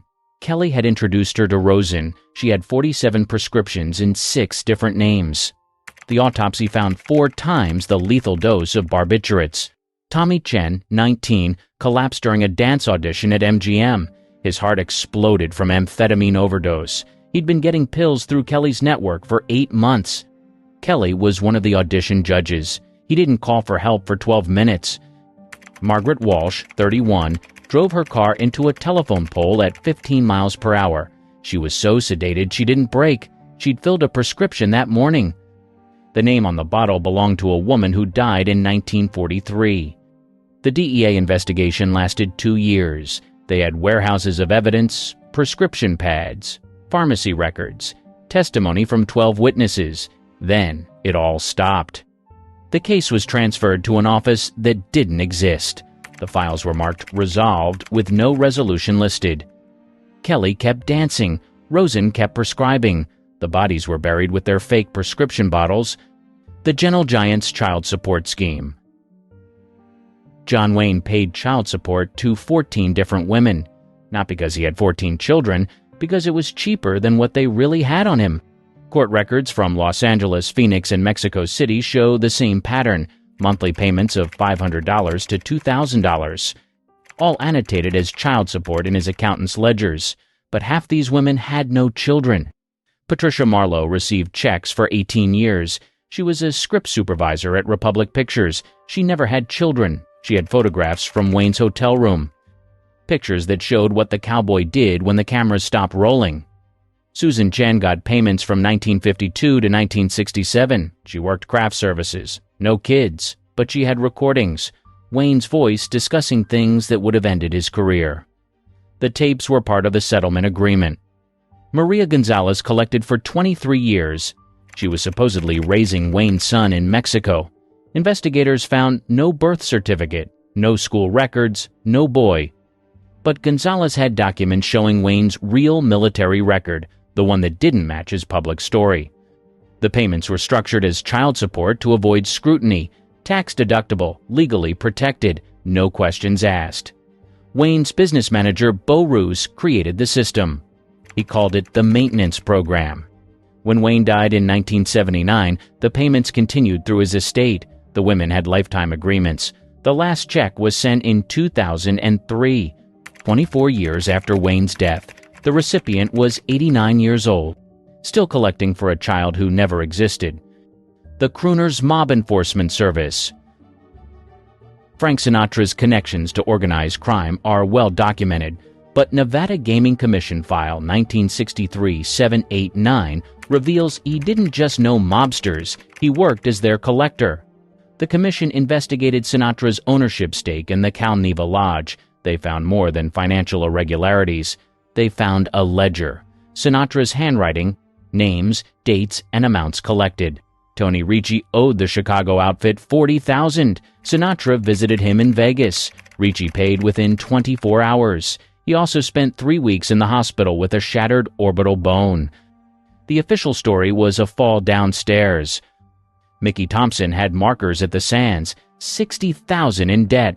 Sinatra performed at Thompson's daughter's wedding for free. Thompson found the money within a week. His business partner disappeared the same day, never found. Jimmy Watts was a band leader who owed Sam Giancana $20,000. Sinatra invited him to a recording session. Watts left in an ambulance, punctured eardrum, fractured jaw. He paid from his hospital bed. The Gaming Commission documented 17 similar incidents. Each time, Sinatra was present before the violence. Each time, the debt was paid immediately after. The commission calculated Sinatra's cut at 15% of recovered funds. They had enough evidence to ban him from Nevada casinos, but the file was sealed. Sinatra kept his gaming license. The commission members all retired early, with unusually generous pensions. The action star's insurance fraud empire. Kirk Douglas didn't just make movies, he burned them down for profit. Arson investigator files from 1951 to 1969 show a pattern across 7 productions. Ace in the Hole. The set burned 3 weeks into filming. Insurance payment of $1.2 million. The fire started in 3 places simultaneously. Douglas was the only person with keys to all 3 locations. The Vikings. Ship burned in Norway. $800,000 claim. The fire accelerated with a chemical only found in Douglas's makeup trailer. He'd ordered 40 gallons of it. No one knew why. Spartacus. Coliseum set destroyed. $2.1 million payment. The security guard on duty was Douglas's personal driver. He saw nothing. His bank account grew by $50,000 the next month. Each fire followed the same pattern. Production running over budget. Douglas fighting with directors. Then flames. Always at night. Always total destruction. Always fully insured for more than construction cost. Insurance investigator William Sharp documented it all. Chemical signatures, witness inconsistencies, financial records showing Douglas purchasing accelerants through shell companies. Sharp calculated the total fraud at $8.7 million. Sharp's report was filed with the California Department of Insurance in 1970. It was never acted on. Sharp was transferred to investigating workers' compensation claims. He quit 6 months later. Douglas kept making movies and collecting checks. The tough guy's blackmail operation. Edward G. Robinson played gangsters on screen. Off-screen, he ran a blackmail ring that destroyed dozens of careers. Robinson had a partner, William Wilkerson, owner of The Hollywood Reporter. Together, they created a system. Wilkerson's reporters gathered dirt. Robinson decided who to squeeze. Their files contained 800 photographs, 400 hours of audio recordings, transcripts from illegal wiretaps. They had something on everyone. Affairs, addictions, things that happened at certain parties. Director George Stevens paid $30,000 to keep photos of him with a 17-year-old boy from reaching the press. The boy was actually 23 and a professional plant. But Stevens didn't know that. Actress Linda Crane paid $50,000 to suppress recordings of her discussing her studio head's casting couch methods. The recordings were made in her own home. She never found out how. Producer Martin Blake paid quarterly installments for 15 years. Robinson had photos from a party in Tijuana. What happened in those photos would have meant prison time. Blake paid until he died. The FBI knew about the operation. File 6-2-3847 outlines the entire scheme. But Hoover didn't shut it down. He used it. Robinson fed him information on suspected communists. In exchange, the FBI looked away. When Robinson died in 1973, his wife found safety deposit boxes in 6 different banks. Each contained files on different celebrities. She burned them all, except for one box. That one she kept. For insurance? The child star's adult film empire. Shirley Temple's dimples charmed Depression-era America, but California business records show she owned the largest pornographic film distribution network in North America from 1948 to 1974. The company was called Educational Film Exchanges, incorporated in Delaware, headquarters in Tijuana. Temple owned it through 7 layers of shell companies. Her lawyers created a maze that took investigators decades to penetrate. The network distributed 800 films, imported from Denmark, shot in Los Angeles warehouses, sold through a catalog system to private clubs across 43 states. The mailing list had 12,000 names. Temple never appeared in the films. She never visited the warehouses, but she signed every major decision. Her signature, disguised but verified by handwriting experts, appears on contracts with European suppliers, on lease agreements for distribution centers, on checks to performers. The money was extraordinary. IRS investigation 1975-234 estimated annual profits at $4 million over 26 years. The funds moved through banks in Switzerland, Panama, and the Caymans before returning to Temple's production company as foreign distribution rights. Postal inspectors raided a warehouse in 1974. They found 40,000 films ready for shipment. The paperwork led to Temple's lawyers, but not to Temple herself. She had insulation, deniability, the best lawyers money could buy. The investigation ended when Temple entered politics. The files were sealed, the warehouses were shuttered, but the Swiss accounts remained, growing, waiting. The gentleman's fatal hit and run. Gregory Peck was Hollywood's moral center. To Kill a Mockingbird, Roman Holiday, Gentleman's Agreement. But California Highway Patrol File 1947-2819 contains witness statements about a night Peck would spend 40 years hiding, the 15th of January, 1947. Mulholland Drive, 2:47 a.m. A pedestrian lay dying on the asphalt. 3 witnesses saw a dark sedan speed away. The partial plate matched Peck's registered vehicle. The victim was Thomas Hayworth, 29, a studio electrician walking home from a late shift. He died from internal bleeding before the ambulance arrived. His widow received an anonymous payment of $50,000 3 days after the funeral. Peck's car went to a body shop in Riverside the next morning. The owner, Carl Morrison, later testified he repaired front-end damage and replaced a cracked windshield. The invoice was destroyed. Morrison's shop received a contract for all of Paramount's vehicle maintenance the following month. Detective Ronald Pike investigated connections between the payment to Hayworth's widow and Peck's financial records. He found withdrawals matching the amount. The case was reassigned before he could file charges. Pike was transferred to San Diego within a week. Peck never drove at night again. His publicist said he had poor night vision. His drivers knew different. They said he would shake uncontrollably whenever they passed that section of Mulholland. Even 30 years later, the Rebels Human Trafficking Network. James Dean died at 24, but customs records from 1954 show he was running people across the Mexican border for profit. Not refugees, not workers, young men for Hollywood parties. Border Patrol File 54-892 details the operation. Dean would drive to Tijuana weekly, always in different cars, always returning with friends who had no documentation. The guards were paid to look away. The men were aged 16 to 20, recruited from Tijuana bars, promised movie work. They ended up at private parties in the hills. Dean got $500 per delivery. The hosts paid $5,000 per guest. Miguel Fernandez, 17, escaped from one party and went to police. He described the house, the attendees, what happened in the pool house. His statement was taken on the 9th of September, 1954. He was deported the 10th of September. No investigation followed. Dean kept detailed records in a notebook. Names, dates, payment amounts, who wanted what kind of boy. The notebook was found in his wrecked Porsche. It disappeared from the evidence locker within hours. 3 of Dean's imports died in Los Angeles. Overdoses, suicides, accidents, all within 6 months of arrival.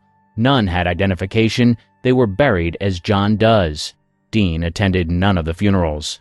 The operation continued for 18 months until the fatal crash. Border agents estimated Dean moved 200 young men during that period. Most disappeared into Los Angeles, never seen again. The singer's poisoning plot.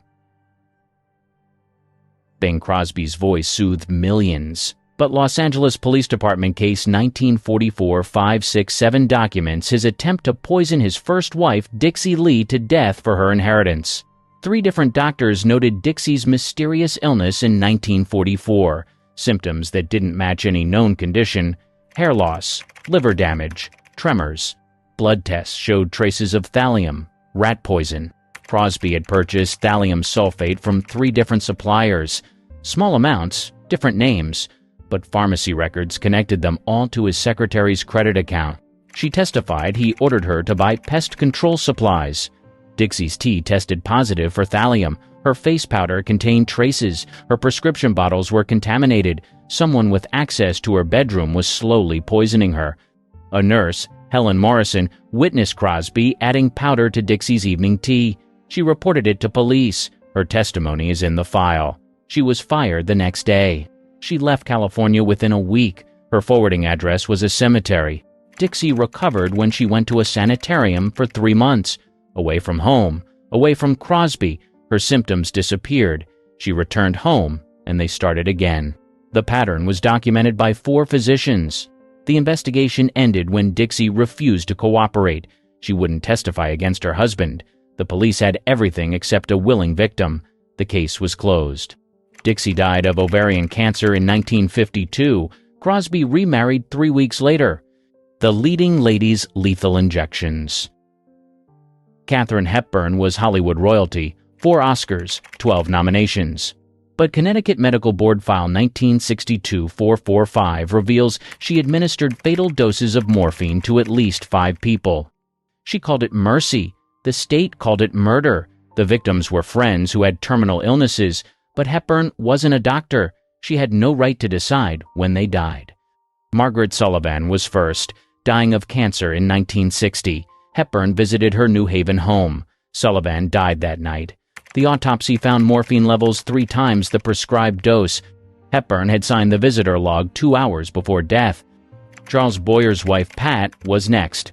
1961. Liver failure. Hepburn brought soup. Pat died within hours. Morphine overdose. The prescription bottle in her room was filled with tablets from a different manufacturer than her regular pharmacy used. 3 more followed the same pattern. Terminal illness. A visit from Hepburn. Death within hours. Always morphine. Always more than prescribed. Dr. James Patterson investigated the deaths. He found Hepburn had been stealing prescription pads from doctors she knew, writing prescriptions under false names, building a supply of narcotics. The medical board had enough evidence to revoke licenses, but they couldn't prosecute Hepburn. She wasn't a medical professional. The criminal case required proving intent to kill rather than relieve suffering. The distinction saved her. Hepburn kept a journal. Found after her death, it listed 12 names. 5 had dates next to them. 7 didn't. Those 7 people all died naturally, or so their death certificates say. Hollywood's golden age wasn't so golden. Imagine your favorite star caked in week-old sweat, reusing unwashed costumes and dodging rats on set. This wasn't the exception. It was the norm. Glamour outside, filth behind. In the silent film era, Hollywood was all about speed, hygiene and safety, barely on the radar. Sets were cobbled together with reused materials, and cleanliness wasn't a priority. This chaos turned film productions into playgrounds for rats and cockroaches. These pests weren't just unwelcome. They were practically part of the crew, darting through props like they owned the place. Costumes didn't fare much better.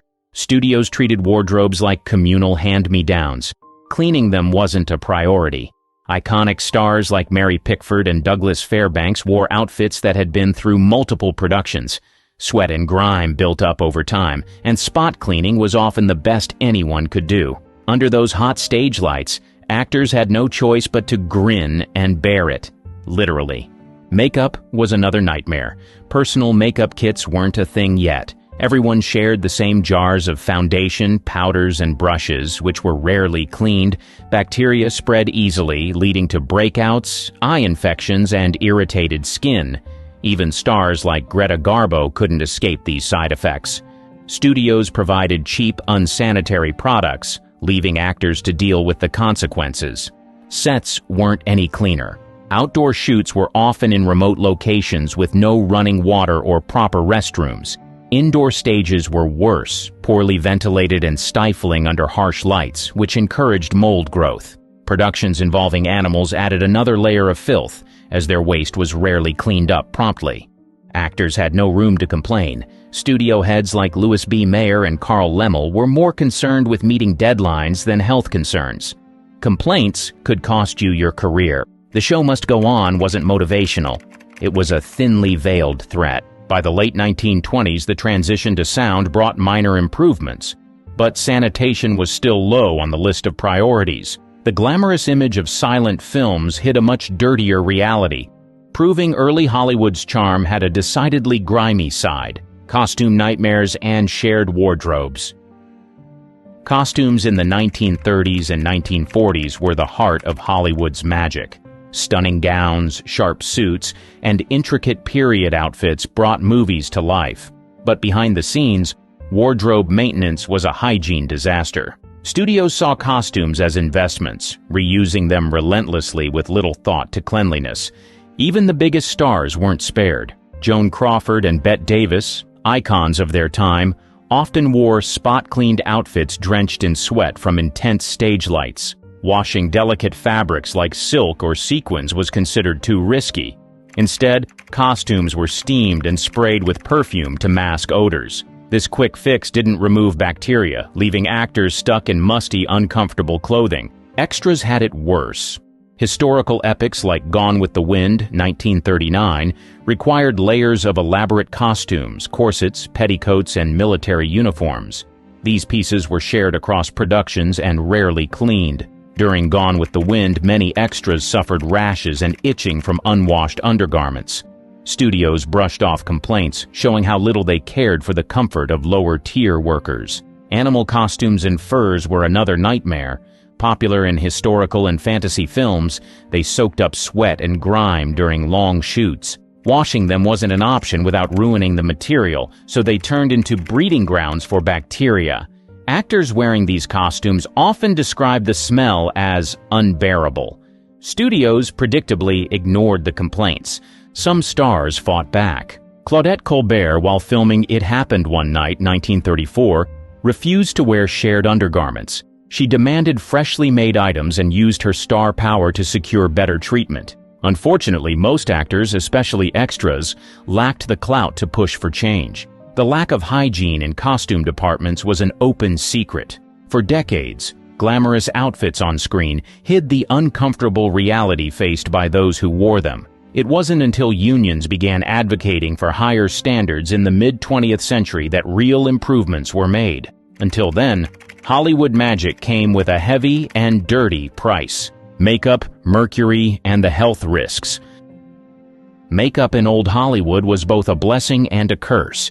It created the iconic looks that defined the era, but came with serious risks. Toxic ingredients and poor hygiene made it a health hazard for actors. The use of dangerous ingredients like lead and mercury was common. Lon Chaney, known for his roles in silent horror films like The Phantom of the Opera, 1925, relied on white face paint packed with lead. It gave him the ghostly look he needed but caused severe skin problems. Over time, the damage was permanent. Chaney, like most actors, accepted this as part of the job. Makeup tools were another issue.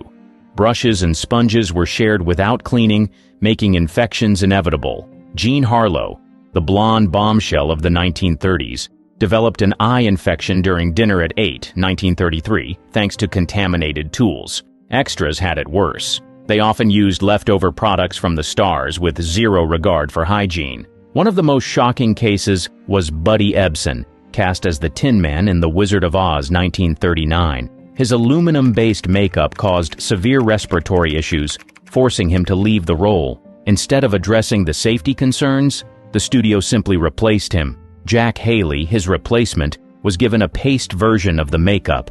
While safer than powder, it still caused discomfort. The message was clear: actors were replaceable. Safety wasn't a priority. Speaking out was risky. Actors who complained were labeled difficult, which could end their careers. It wasn't until the mid-20th century that regulations began addressing these dangers. By then, many stars had already paid the price. The flawless faces of old Hollywood hid a harsh reality. Beneath the glamour was an industry willing to sacrifice its stars' health for perfection. Those shimmering eyes and perfect lips came at a far greater cost than audiences ever realized. Dark side of hair departments. Hair departments in old Hollywood had one goal: perfection. But behind the glamorous styles, hygiene and safety often took a back seat. Stylists worked tirelessly to transform actors, but their methods were far from clean. Shared tools were a constant problem.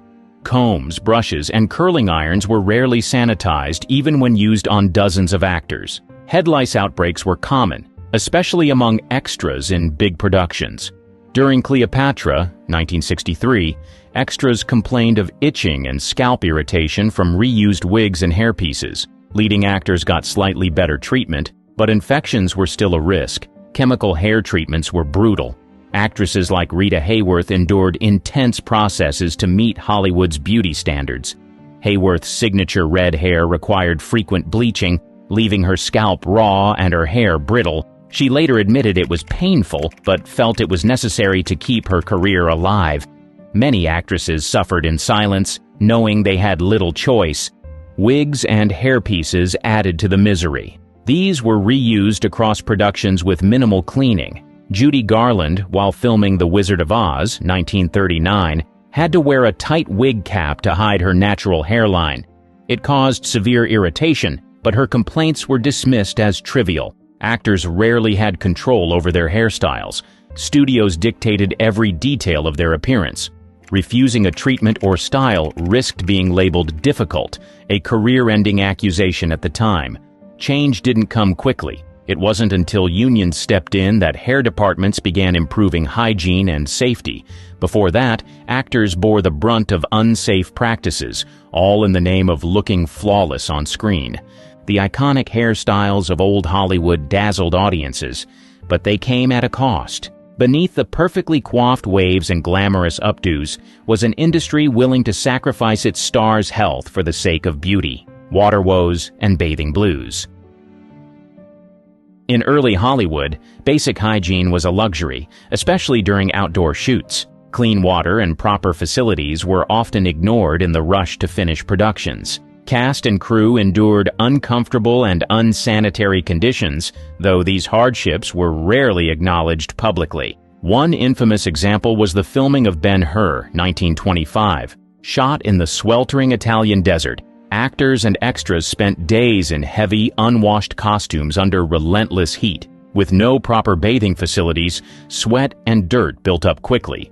Reports described extras developing severe rashes and infections from the combination of grime and tight garments. The studio's focus stayed on the epic chariot race scenes, offering little support to those suffering on set. Water scenes were no better. During the Ten Commandments, 1923, extras stood for hours in stagnant pools to simulate Moses parting the Red Sea. The water, filled with bacteria, led to skin infections and other health problems. Studios brushed off complaints, prioritizing dramatic visuals over worker safety. With no access to showers, actors and crew improvised. Perfumes and powders became survival tools, especially for actresses expected to look glamorous at all times. Carole Lombard, a 1930s star, was known to carry scented powders in her bag to combat the effects of long, sweaty days. Unfortunately, these quick fixes barely masked the discomfort. The lack of clean water wasn't just gross, it was dangerous. Illnesses spread rapidly on crowded sets, with stomach bugs and skin infections becoming routine. Studios rarely addressed these outbreaks, leaving workers to manage on their own. Even into the 1940s, hygiene on outdoor shoots remained an afterthought. Profit and efficiency always came first. It wasn't until unions fought for better standards that portable restrooms and water stations became standard. By then, countless actors and extras had already suffered for the sake of Hollywood's grand illusions. Plight of extras and background. Extras in early Hollywood had it rough. While stars enjoyed some level of comfort, background actors were treated as disposable. These workers were essential for grand spectacles like historical epics, but faced the harshest conditions.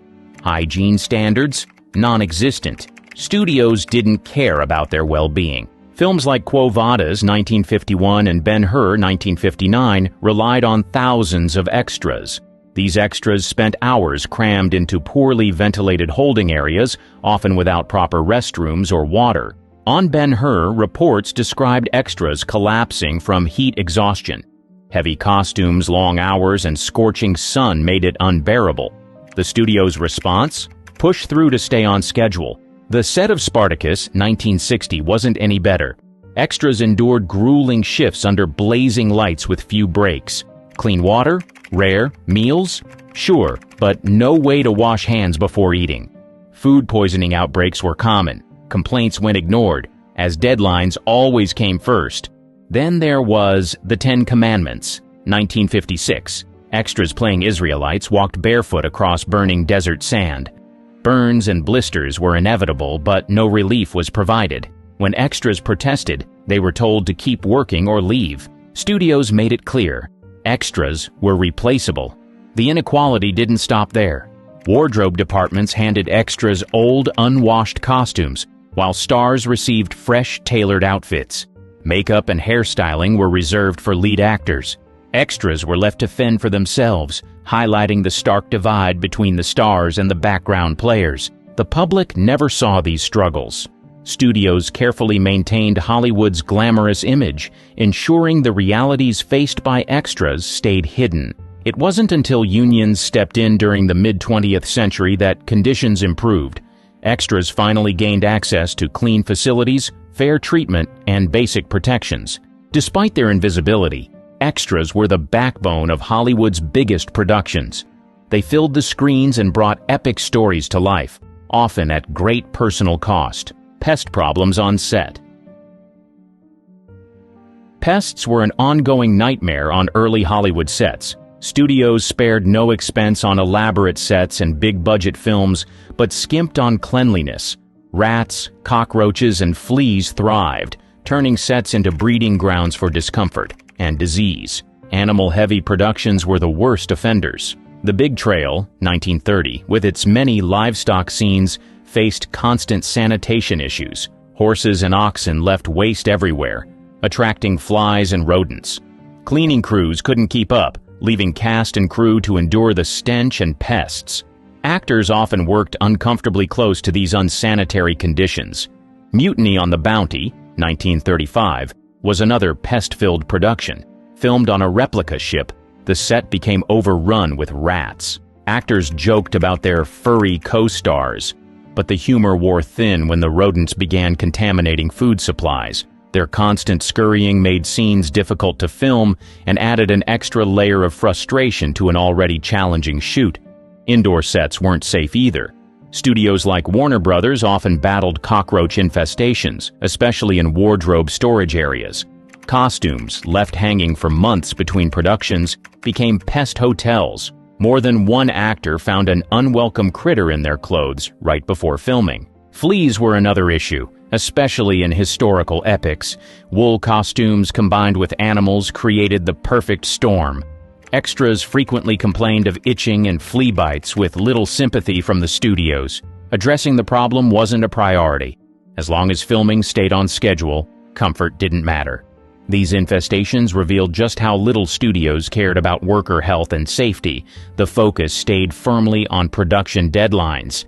Even when actors and crew raised concerns, pest control remained an afterthought. By the mid-20th century, unions pushed for better conditions, including regular pest control on sets. But for decades, countless cast and crew members had already suffered through the itching, scratching, and outright disgust caused by Hollywood's pest problems. All for the sake of movie magic. Celebrity hygiene habits exposed. Hollywood's golden era sold perfection. Stars were glamorous, untouchable, and seemingly flawless. But behind the scenes, their hygiene habits told a very different story. Studios worked overtime to hide these quirks, preserving the illusion of untarnished beauty. Take Clark Gable, for example. Known as one of Hollywood's greatest leading men, he had a not-so-charming secret: bad breath. The culprit? Poor dental hygiene and gum disease. During Gone with the Wind, 1939, Vivien Leigh reportedly dreaded kissing scenes with him and complained about it to the crew. Still, the studio brushed off the issue to keep Gable's heartthrob image intact. Marilyn Monroe, the epitome of beauty, had her own surprising habits. She often slept in her makeup, rarely taking it off after long days. This led to frequent breakouts, requiring makeup artists to work overtime to conceal blemishes before filming. Thanks to studio-backed beauty teams, her on-screen glow remained untouched by her off-screen routines. Charlie Chaplin, known for his genius, wasn't so keen on personal grooming. He was said to skip baths during busy shoots, focusing entirely on his work. While his behind-the-scenes habits were less than pristine, audiences never saw it. His lovable tramp character stayed as charming as ever. Even Greta Garbo, a symbol of elegance, dealt with hygiene struggles. Low-quality makeup products of the time worsened her skin problems. Combined with her aversion to strict skincare routines, it wasn't an easy fix. Studios provided her with exclusive treatments to keep her screen image flawless. These anecdotes reveal the gap between Hollywood's polished image and its stars' real lives. Studios controlled every detail of public perception, ensuring audiences saw only the glamour. While these habits might seem shocking now, they remind us that even old Hollywood's icons were human. Behind the glitz, they were just people with quirks and flaws. The carefully crafted mystique kept audiences in awe, never questioning the less glamorous truths. When standards began to change. By the 1950s and 1960s, Hollywood finally started cleaning up its act, literally. Decades of unsanitary practices tolerated in the name of profit were being challenged. Unions, advocacy groups, and a growing focus on worker rights pushed studios toward change. Progress was slow, but it was significant. One big shift came in makeup departments. Shared tools like brushes, sponges, and powder jars were replaced with personal makeup kits. Artists were required to sanitize their tools and create individualized kits for each actor. This simple change dramatically reduced the skin infections and eye irritations that had plagued stars for years. Wardrobe departments followed suit. Costumes were no longer treated as sacred relics. Studios began using fabrics that could withstand regular cleaning. Disposable undergarments became standard, sparing actors the awkwardness of sharing intimate garments. Stars like Audrey Hepburn and Elizabeth Taylor used their influence to demand these upgrades, helping set a new standard for hygiene. Set facilities also improved. Portable restrooms, clean water stations, and shaded rest areas became common on outdoor shoots. Productions like Lawrence of Arabia, 1962, filmed in remote deserts, took extra steps to ensure cast and crew had access to clean and functional facilities. Conditions were far from perfect, but compared to the days of buckets and barren landscapes, it was a major step forward.